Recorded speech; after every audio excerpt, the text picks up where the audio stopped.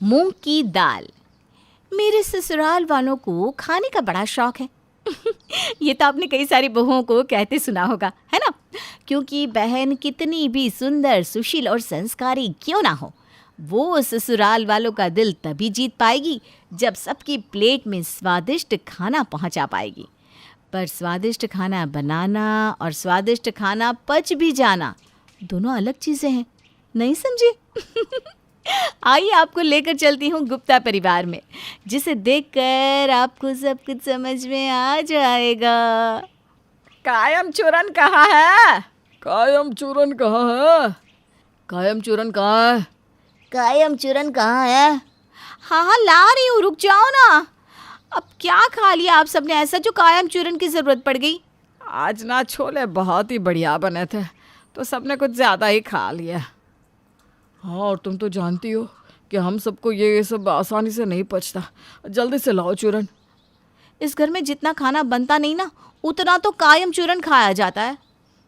हाँ, अब तो जिससे कायम चूरन लेने जाता हूँ ना, वो भी कह रहा था, अंकल जी आप कहे तो आपके लिए होलसेल में मंगवा देता हूँ, वो ज़्यादा सस्ता पड़ेगा। जब आप सबको खाना पचता ही नहीं तो इतना खा क्यों लेते हैं? अब क्या करे, ज़बान का स्वाद भी तो जाता नहीं ना, उसे भी चटपटे खाने की आदत पड़ी हुई है। अरे पर उसकी वजह से आप सबकी सेहत खराब हो रही है, उसका क्या? माँ जी, आपको और बाबूजी को रोज़ गैस की परेशानी रहती है। रवि को तीखा खाने से छाले पड़ जाते हैं और इनको तो डकारें आती रहती है। तेरी बात तो सच है बहू। इसके अलावा मेरा तो वज़न भी कितना बढ़ गया है। हाँ, पर फिर भी फीका खाना तो अच्छा नहीं लगता ना। चलो छोड़ो, कल से खाने पर ध्यान देंगे, और क्या। आप लोगों का कल ना कभी नहीं आता, और रोज़ खुद भी परेशान होते हैं और मुझे भी करते हैं। अरे थोड़ा और दो ना चूरन, आहे मेरा पेट।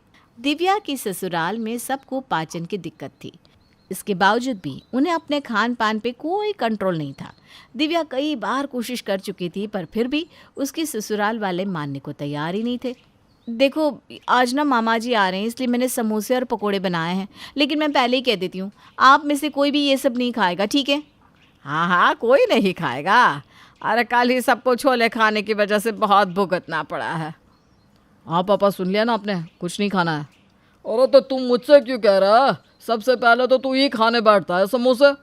आप दोनों ही ऐसा करते हैं, आपको कंट्रोल नहीं देता खाना देखकर। हाँ, जैसे तुम तो बड़े संत हो ना, लीजिए लीजिए कहकर खुद ही खाने लग जाती हो। मैंने कहा इस बार कोई कुछ नहीं खाएगा, बस। हाँ, सबने सुन लिया ना, कोई कुछ नहीं खाएगा। दिव्या ने सबको वार्निंग दी थी ये सब तला हुआ खाने से। इसके बावजूद भी सबने मामा जी के साथ बैठकर जमकर नाश्ता कर ही लिया, और दिव्या मामा जी के सामने किसी से कुछ कह भी नहीं पाई। मेरा पेट। दिव्या प्लीज ठंडा दूध देना ज़रा। भाभी मुझे तो सौंफ का पानी दे दीजिए। और मुझे पुदीना राव दे देना बहू। और मुझे भी। आप सबको मना किया था ना ये सब खाने से, फिर क्यों खाया?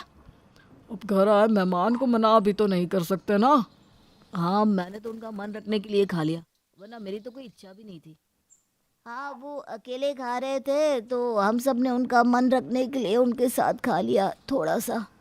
हाँ हाँ, 2 समोसे और 10 पकोड़े मन रखने के लिए ही तो खाए जाते हैं ना, है ना देवर जी?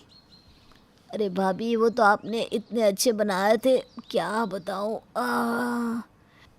बस करिए अब सबके बहाने, ज़बान पर आपका कंट्रोल ही नहीं है, और अब ये बहाने बना रहे हैं। अब हो गई ना गलती बहू हमसे। कल से ये कल से वो, 2 साल हो गए मुझे ये सब सुनते सुनते। मैंने बस ठान लिया है, मैं आप सबका डाइट बदलने वाली हूँ। आज से जो मैं बनाऊंगी आपको खाना पड़ेगा। अरे बहू, मैं ये कह रहा था कि ना ये ना वो बाबूजी, बस आज से आप सब वही खाएंगे जो मैं बनाऊंगी। इसके बाद मैं आप सबकी एक नहीं सुनूंगी। दिव्या अब इस रोज़ रोज़ की परेशानी से तंग आ चुकी थी, इसलिए उसने अब सारा जिम्मा अपने हाथ में ले लिया और सबको उसकी बात माननी पड़ी। चलिए सब लोग आ जाइए, खाना तैयार है। हाँ हाँ, ये लो आ गए। क्या बनाया है खाने में? मूंग की दाल और चावल बनाए हैं। मूंग की दाल कौन खाता है भाभी? अब तो तुम सबको खानी है देवर जी, मैंने कहा था ना, आज से तुम सबको वही खाना है जो मैं बनाऊंगी। मूंग की दाल और चावल तो ठीक है, लेकिन साथ में पकोड़े हो जाते तो अच्छा रहता नहीं?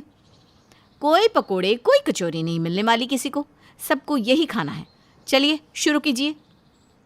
चलिए, लगता है इस बार किसी को राहत नहीं मिलेगी।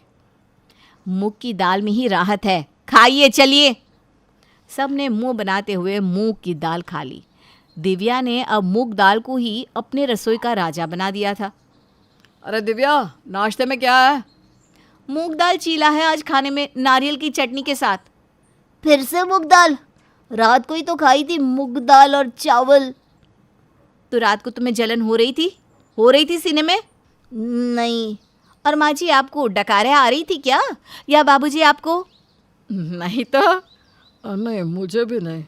तो फिर आप बताइए, मूंग दाल खाने से कितना फ़ायदा हुआ आप सबको। इसीलिए मैंने डिसाइड किया है कि आज से मैं आप सबको ज़्यादा से ज़्यादा मूंग दाल ही खिलाऊंगी, जिससे आप सबकी सेहत अच्छी रहे। अरे मूंग दाल खाने में इतनी स्वादिष्ट नहीं लगते बहू। हर बात स्वाद की नहीं होती माँ जी, सेहत के लिए भी तो खाना चाहिए। चलिए अभी आप सब अपने काम पे लगिए। मैंने दिन के खाने में मूंग दाल की सूखी सब्जी बनाई है। लगता है अब तो कायम चूरन की जगह मूंग दाल को होलसेल में मंगवाना पड़ेगा। दिव्या ने मूंग दाल को सच में रसोई का राजा बना दिया था, जिससे घर में ज़्यादा लोग खुश नहीं थे, क्योंकि अब उन्हें मूंग दाल खाकर मज़ा नहीं आ रहा था। दिव्या, आज मैं सोच रही थी कि कुछ चटपटा सा बना दे बेटा। बहुत दिनों से ना मूंग दाल खा खा कर सबके मुंह का स्वाद भी फीका सा हो गया है। मैं जानती हूँ माँ जी, पर मेरी मानिए आपको ये मूंग दाल खाकर अच्छा महसूस होगा। अरे पर अब इतने दिनों से हम किसी को कोई दिक्कत नहीं हुई ना। अब तो हमारा पाचन भी सही हो गया है। तो मेरी मान आज ना चाट बना दे सबके लिए। सोच लीजिए माँ जी, चाट खाने के बाद अगर आप रात भर सो नहीं पाई तो मुझसे मत कहिएगा। अरे नहीं नहीं, ऐसा कुछ भी नहीं होगा। तू आज ना चाट बना दे सबके लिए। दिव्या ने अपनी सास की बात सुनते ही सबके लिए चाट बना दी। अरे वाह, चाट! आज तो मज़ा ही आ जाएगा। हाँ भाभी, सच में आज तो चांदी हो गई है हमारी। हाँ हाँ ठीक है, खा लो। माँ जी कह रही थी कि अब तुम सबका पाचन ठीक हो गया है। हाँ, अब तो ना मुझे गैस भी नहीं होती और ना ही डकारें आती हैं। हाँ, मुझे भी कुछ नहीं होता, ये तो मैं आराम से खा लूँगा। ठीक है, खा लीजिए, क्योंकि मैं तो मूंग दाल का पराठा खा रही हूँ।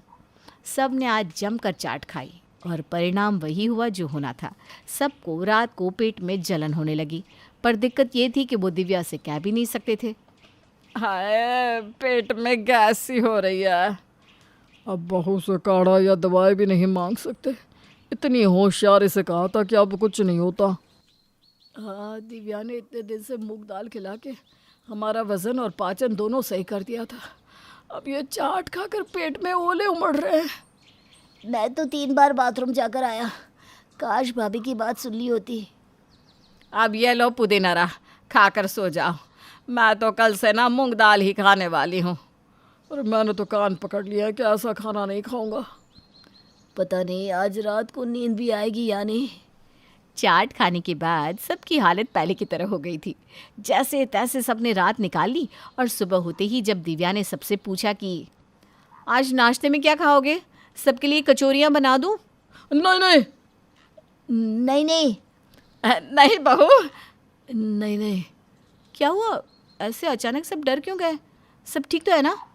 अरे सब ठीक है, तुम एक काम करो, मूंग दाल के पराठे बना दो।